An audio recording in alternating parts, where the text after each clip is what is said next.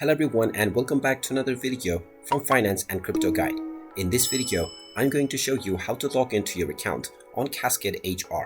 So let's get started right away.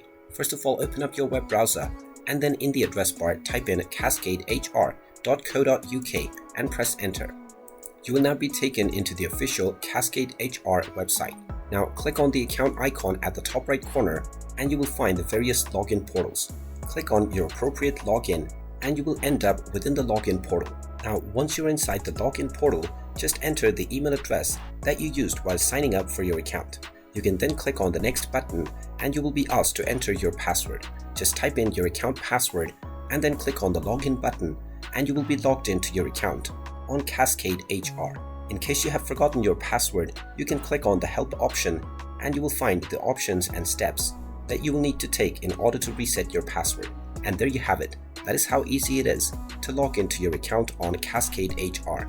If you find this video helpful, make sure you hit that like button and subscribe to our channel if you haven't done so already. Also ring that notification bell to never miss another update from us. Thank you for watching and I will see you again in the next video.